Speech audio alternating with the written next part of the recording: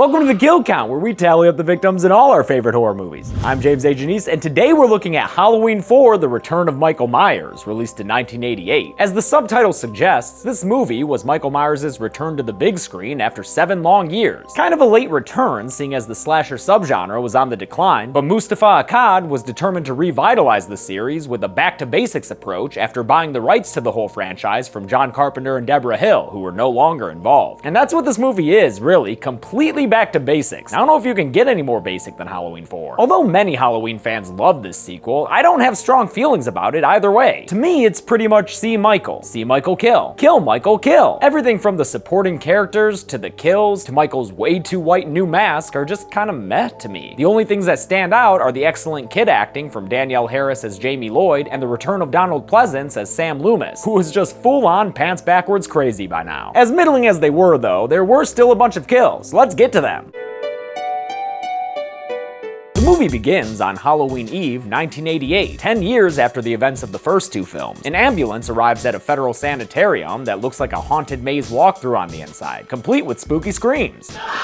Jesus ain't got nothing to do with this place. The ambulance drivers are there to pick up a comatose Michael Myers for a transfer, and they're treated to a bunch of exposition from the security guard who recaps the first 2 movies for them and the audience. But his doctor, of all people, shot him 6 times. They wheel Michael out on a stretcher as the classic Halloween theme plays, because this series is gonna skate by on that piece of music for as long as it can. In the back of the ambulance, the attendants unwisely talk about Michael's only living relative, a young niece in Haddonfield, and that gets the invisible Michael Mann good and restless. So restless that he wakes up and kills this dude, attendant Jay Black, first by slamming his head against the inside of the ambulance, and then by pulling a little Jack Horner and sticking his thumb in Black's head to see if he's done yet. What a good boy you are, Michael. Time to meet Michael's 7-year-old niece they mentioned, Jamie Lloyd, played by Danielle Harris, who is the true star of this and the next movie. In case you're confused about how she's related to Michael, they make it clear when she looks at this publicity photo of Jamie Lee Curtis from the first movie. Little Jamie Lloyd is Laurie Strode's daughter. But in this Halloween timeline, Laurie Strode is dead from a car accident that also killed Jamie's father, leaving her an orphan. That's okay though, Uncle Mikey is here to take care of Jamie and make sure she's raised properly. Ain't that right, Mike? He can even teach her this new trick he's been working on, teleporting. Neat! Just kidding. That was all a hallucination or whatever, and in reality, Jamie's just crying in a closet with a pack of Mountain Dew throwback. She lives in this Haddonfield house with her adopted family, the Carruthers. She's got foster sister Rachel, foster mother Darlene, and foster father Alex Jones, or Richard. She's also got a real good boy named Sunday. Oh, look at that fluffy golden belly. Almost makes you forget about your dead parents. What this movie really needs, though, is a crazy-ass doctor looming over it. So here's Donald Pleasance with some janky burn makeup effects to remind us of that giant hospital explosion that probably should have killed him. He gets word that Michael's ambulance was involved in an accident overnight, and the movie makes my job easier with a quick line of dialogue. How many people in the bus? 4 plus Myers. That means we can add 3 to the count right now, since we already counted that attendant Black dude. The other 3 victims were apparently that other attendant, a lady named Evans, and 2 randos who we never saw. Loomis knows that all these damn movies have the same damn plot, so he's already leaving for Haddonfield, where Michael must surely be headed. On his way home though, Michael's gonna make a pit stop so he can rack up a couple more kills. First is this mechanic who's just trying to make a living, but instead he makes a dying after a bandaged up Michael uses a metal rod to stab through the poor guy's body just off screen. Mikey, that's not what the sign meant when it said body shop. Loomis happens to pull into the same gas/kill station, and after heading inside, finds the mechanic's body hanging down from a bunch of chains in a, honestly, kind of a weird S&M looking way. But Loomis is kink positive, so instead of hightailing it out of there, he goes into this Shrine of Abe Lincoln diner, only to find another body behind the counter. This waitress lying on the ground with not a single hint as to how she was killed. Pretty lame. They could have at least thrown some fake blood on her belly or something. Loomis turns around to find Michael at the end of a Zolly shot, standing way back in the kitchen. Against a backdrop of a bunch of poorly hung Lincoln pictures, Loomis goes to shoot his former patient, but his shots hit nothing. Was Michael just an illusion, or did Loomis watch as he juked out of the way real fast? It's not really important. What is important is pointing out the ridiculous stock sound effects that this movie uses for gunshots. Loomis steps outside for some air, and next thing you know, Michael's stealing a big old truck he somehow knows how to drive as Loomis shoots at him some more. As Michael drives off, he somehow starts a gas station fire that destroys Loomie's car and spreads to an electric line so the doctor can get a whole special effects show worth of sparks and flames. At her school in Haddonfield, Jamie gets teased by her classmates for having a boogeyman uncle and a, dead mom?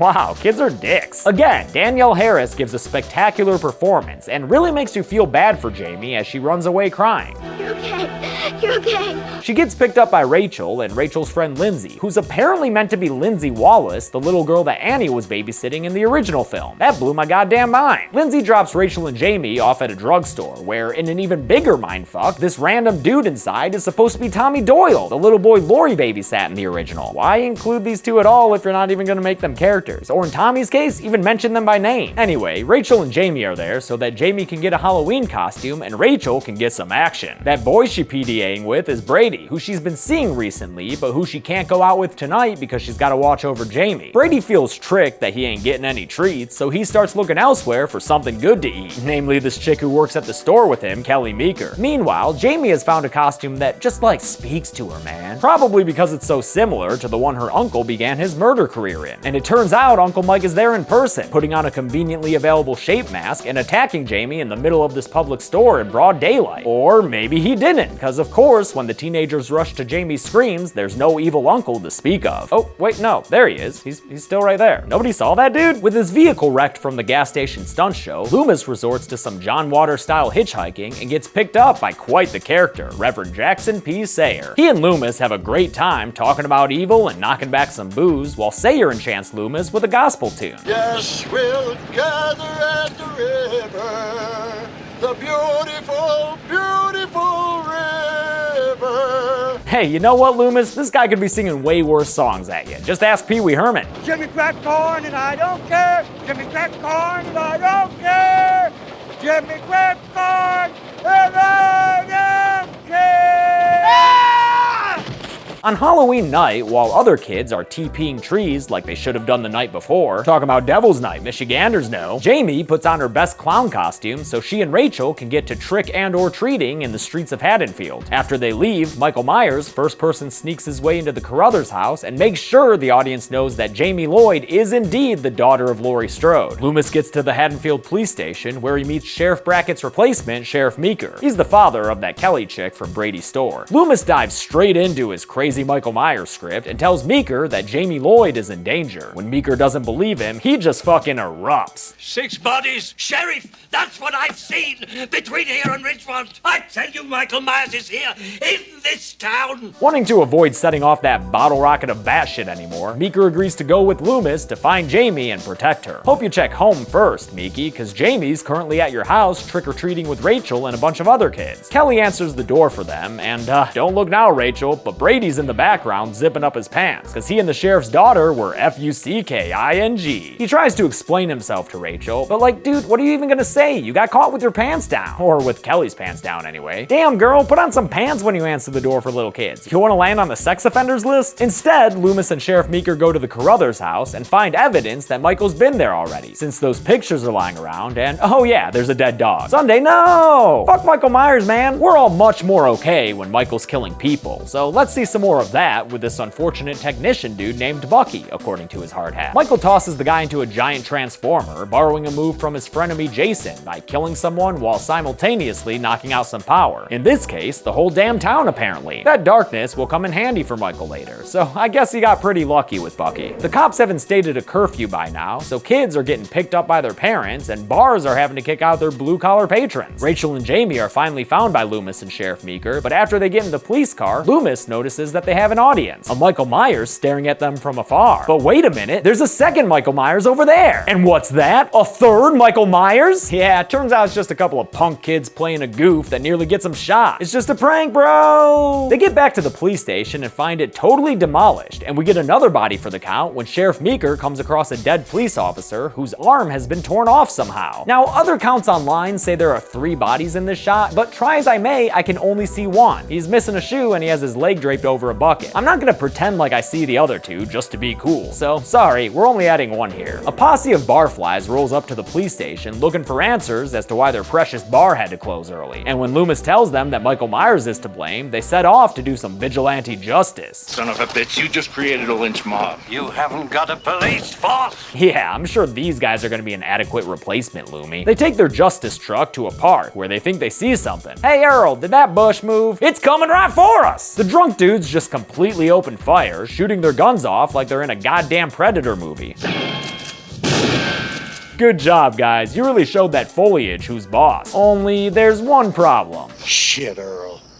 It's Ted Hollister. Yeah, you fucking morons. You just shot and killed some random dude who was probably back there taking a piss or something. This is why you don't crowdsource justice. At the Meeker House, Brady and Kelly are making out way too close to the fireplace for it to be a comfortable temperature when their sexy, sweaty times gets interrupted by a car pulling up to the house. It's Kelly's dad, the sheriff. They're able to get dressed and look only like, 95% suspicious when Meeker walks in with his entourage that includes Rachel. But again, Kelly, put on some fucking pants. All you're wearing underneath that shirt is a thong, and now you've got a house full of people, including your sheriff dad. Do you not own pants? Sheriff Meeker arms Brady with a gun and tells him to board up the house, while also letting him know that he's not a fucking moron. Well, yeah, I catch you grope my daughter.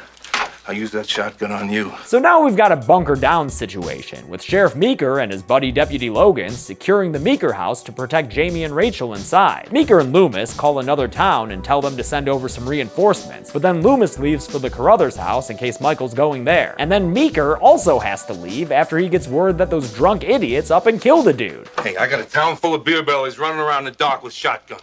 Who's gonna be next? That means there ain't no one around to break up the fight over Brady between Rachel and the pantsless wonder that ends with Rachel spilling coffee on Kelly's shirt. Oh, come on, Rachel. That's the only piece of clothing she seemed to own. Kelly manages to fish out a plaid shirt when she comes to give Deputy Logan some coffee. But it turns out it's not Logan sitting in that chair, since Kelly finds him as a corpse after lighting a candle. It's another kill where we can't see too many details about it, but at least there is some blood going on, so that makes it better than that bloodless waitress. Michael Myers stands up from the chair Logan had been sitting in and turns to face Kelly. He takes the deputy's rifle and stabs Kelly through the torso with it, with such force that it breaks through the wall and kind of pins her up against it. Cops do it by the book, but Michael does it and then takes a look. Things are feeling kind of Final Girl right about now, so why don't we have Rachel wander in on some corpses? If you'll look down to your right, you can see Deputy Logan by the coffee cups, and if you'll look to your left, you'll find a pantsless door decoration that really ties the room together. Brady meets up with Rachel, and after they go upstairs to get Jamie, Michael Myers makes his presence known in front of the fireplace. As he slowly approaches them, Brady has some rifle issues, so he's unable to successfully shoot the stalker and instead gets thrown against a wall. He tries to fight back, but Michael just grabs his fist like it ain't shit. Then Mikey grabs him by the throat and lifts him up into the air. To Brady's credit, he spends his last living moments spitting out a defiant glob of blood, but then Michael kills him by breaking his neck. The Foster sisters escape into the attic and find themselves trapped against a window as Michael pursues them. Oh, and look, it's his favorite weapon, which is a chef's knife, not a butcher knife. I wrongly called it a butcher knife in previous kill counts, and I apologize for that. Thank you for the kind corrections. They break out the window and climb up onto the roof, Jamie riding Rachel's back like she's teaching her the ways of the Force. Michael keeps on a-coming and nearly stabs Rachel with his knife. Then there's a bunch of rooftop shenanigans that lead to Jamie getting down via rope and trellis and Rachel getting down via gravity. While Jamie is making sure her foster sister isn't dead, Michael manages to get groundside as well and begins slowly chasing his niece through the dark streets of Haddonfield. Instead of being captured by Michael, though, Jamie is nabbed by Loomis, which at this point, honestly, isn't looking that much better. I just want to go home. No, you can't. I've just been there. That's the first place he looked for you. Together, Loomis and Jamie make their way to the schoolhouse, because I guess the sirens that go off when he shoots his way in will attract authorities or something? Too bad there's already someone else waiting for them at the schoolhouse, an albino Michael Myers. Wait, what? Yeah, I guess in these shots they accidentally used a mask that was pink with white hair? I don't know, man. But it's just these couple of shots with Mikey as he attacks Loomis and throws him through a window. Before Jamie is caught by her murderous uncle, Rachel saves her with a fire extinguisher, and the two of them rush outside right as that truck of drunkards pull up in response to the school's alarm that's still ringing. They all pile in the truck and head out to end this movie, leaving Haddonfield for safer territory. But little did they know that Michael Myers hitched a ride on the underside of the truck, I guess. So now he's climbing into the back and making short work of these dudes. He stabs two of them in the back and the side before rolling them out the back of the truck. Then he kills the last of the truck bed boys by simply throwing him from the moving vehicle. And yeah, maybe that didn't actually kill that guy, but it's only Michael's third movie and he's trying to catch up to J-Man and the Fredster, so let's let him have it. Truck driver Earl hasn't even noticed the carnage he's been party to, so it's hard to feel bad for him when Michael breaks through the car window and kills him in a brutal way, just ripping apart his throat and or breaking his neck with his bare hands. Nice. Rachel takes control of the situation, opening the door to relieve the truck of its deceased driver and taking the wheel for herself as Michael hangs out up top and tries to grab at her through the broken window. After he breaks the windshield with a headbutt, she slams on the brakes and rolls him right off the car. Then she speeds it forward to hit him with it and send him flying down the hill. He lands a bit away from them right as the cavalry arrives in the form of a whole lot of police cars. But when the cops rush over to help, they find Jamie being a bit too friendly to her felonious family member and holding Michael's hand. As Michael gets ready to kill again, the cops tell Jamie to drop to the ground so they can open fire on old Mikey and shoot him a whole bunch of times with their guns until he winds up falling into an open mine shaft in the ground. And that's the last we'll see of him in this movie, even though he's obviously not dead. Loomis shows up at the Carruthers house to let people know he's still alive, but I hope he's not planning on resting just yet, because while foster mom Deborah Carruthers draws a bath for Jamie, we get a return of the first-person shot that began this whole franchise as the Hand grabs a pair of scissors, puts on a mask, and approaches Deborah in the bathroom. Loomis rushes to the staircase and sees what happened, which makes him positively shit himself.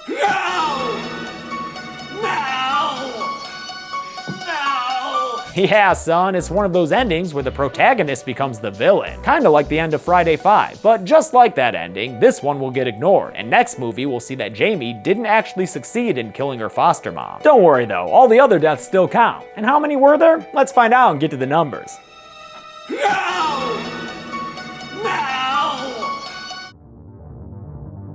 16 people died in Halloween 4, Michael's best outing yet. The victims included 11 men, 3 women, and 2 paramedics of unknown gender, giving Michael a nice little try-pie. With a runtime of 88 minutes, we had a kill on average every 5.5 minutes. Not bad. I'll give the golden chainsaw for coolest kill to Earl, whose neck was ripped apart in a shot that was actually added later after the filmmakers decided they wanted more gore in the movie. Dull machete for lamest kill will go to the waitress, who also has a real lame fun fact. She was played by the wife of Bobby Brady actor Mike Lookinlad, who was a PA on this movie. And that's it. Halloween 4, The Return of Michael Myers, came out in 1988 and fulfilled most people's Myers desires. It was immediately followed by Halloween 5, The Revenge of Michael Myers, which I'll cover next week. But until then, I'm James A. Janice.